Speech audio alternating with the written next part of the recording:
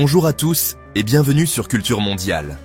La Turquie, avec ses 85 millions d'habitants, est une terre unique en son genre, où l'Europe et l'Asie se rencontrent, non seulement géographiquement, mais aussi culturellement, historiquement et spirituellement. Istanbul, perchée entre le Bosphore et la mer de Marmara, illustre à elle seule cette fusion. Jadis Byzance, puis Constantinople, elle fut le joyau de deux des plus grands empires de l'histoire, l'Empire byzantin et l'Empire ottoman. Aujourd'hui, la Turquie s'étend sur un territoire vaste et contrasté. Les plages ensoleillées d'Antalya, les plateaux d'Anatolie balayés par les vents, les montagnes arides de l'Est et les zones métropolitaines modernes comme Ankara. Ce territoire stratégique n'a cessé d'attirer conquérants, penseurs, commerçants et révolutionnaires. Car la Turquie n'est pas un pays comme les autres. Elle est un creuset de monde, une terre de passage, mais aussi de résistance et de fierté. Bien avant l'essor des Ottomans ou même l'influence grecque, l'Anatolie était déjà une terre de civilisation. Les Hittites, peuple indo-européen, fondèrent au 2e millénaire avant notre ère un royaume puissant dont la capitale, Hattusa, témoigne encore aujourd'hui de leur avancée architecturale et politique. Leur empire rivalisait avec celui d'Égypte, comme en atteste le célèbre traité de Kadesh, le premier accord de paix écrit de l'histoire. Après leur déclin, de nombreux peuples s'installent, notamment les Phrygiens, puis les Lydiens, à qui l'on attribue l'invention de la monnaie. L'Asie mineure devient également un foyer majeur de la civilisation grecque antique. Les cités comme Éphèse, Milet, Halicarnasse ou Pergame brillant par leur culture, leur philosophie et leur rayonnement scientifique.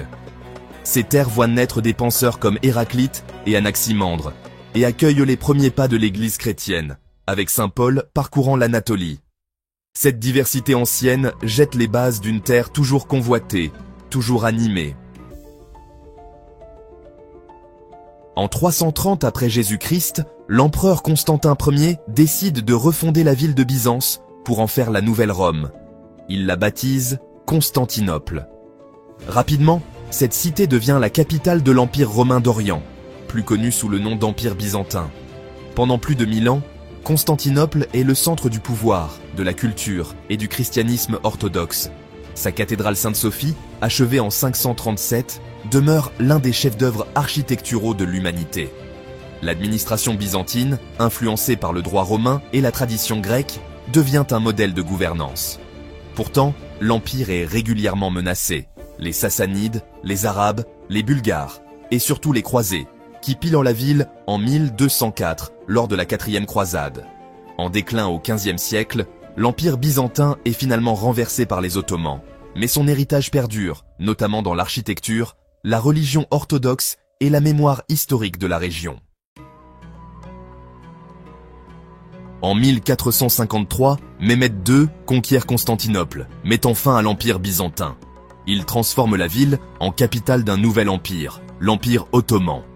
Les Ottomans sont à l'origine des Turcs d'Asie centrale, convertis à l'islam, qui ont su s'imposer par la force, la diplomatie et l'intégration des élites locales. Sous Soliman le Magnifique, l'empire atteint son apogée. Il s'étend sur 3 continents, du Danube au golfe Persique, du Maghreb à la mer Noire. L'administration ottomane repose sur un système de provinces dirigé par des pachas, la coexistence relative des religions, musulmans, chrétiens, juifs, et une armée redoutable, les janissaires. Sur le plan artistique, cette période marque l'âge d'or de l'architecture islamique avec le célèbre Mimar Sinan et de la calligraphie ottomane. Mais dès le XVIIe siècle, les guerres prolongées avec l'Autriche, la Russie et la Perse affaiblissent progressivement l'empire. Le XIXe siècle marque une lente agonie pour l'Empire ottoman. Surnommé l'homme malade de l'Europe, il perd progressivement ses territoires européens, tandis que le nationalisme gagne du terrain. Les réformes tanzimates visent à moderniser l'État, mais les tensions ethniques, religieuses et sociales persistent. L'Empire tente de résister aux ambitions russes et occidentales, tout en subissant des ingérences économiques et militaires. Durant la Première Guerre mondiale, il s'allie à l'Allemagne. C'est un choix fatal.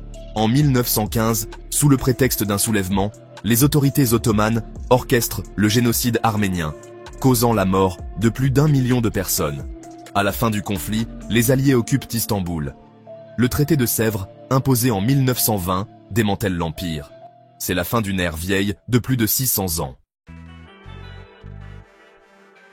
C'est dans ce contexte chaotique qu'émerge Mustafa Kemal, un ancien officier de l'armée ottomane qui refuse la reddition.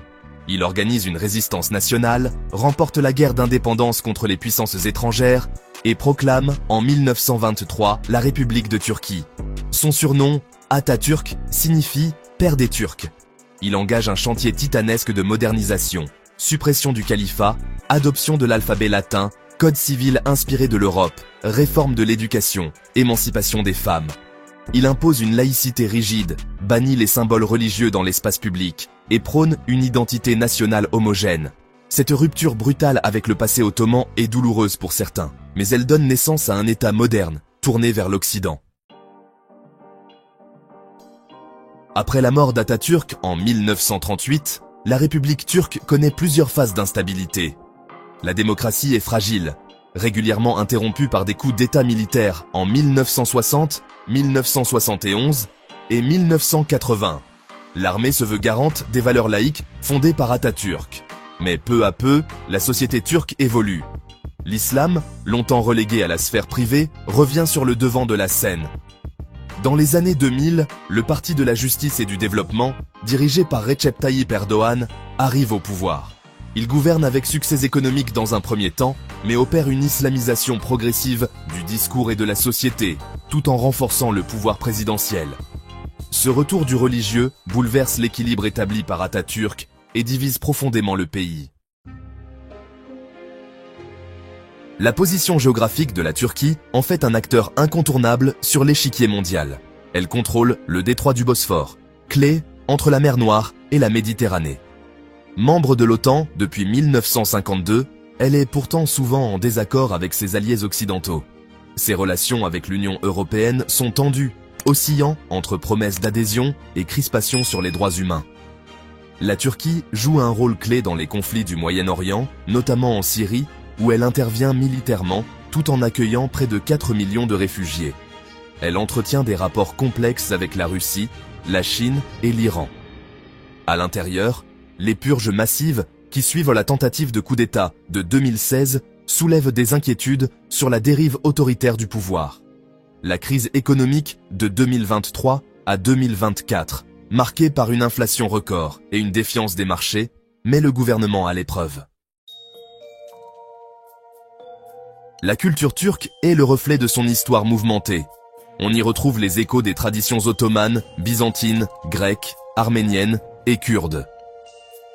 La langue turque, réformée par Atatürk, est aujourd'hui parlée par plus de 90% de la population. Elle a été enrichie par des siècles d'influences persanes, arabes et françaises. Les arts turcs oscillent entre héritage et modernité. Calligraphie islamique, danse folklorique, littérature engagée, séries télévisées qui triomphent dans le monde arabe. Le cinéma turc, poétique et introspectif, est salué dans les festivals internationaux.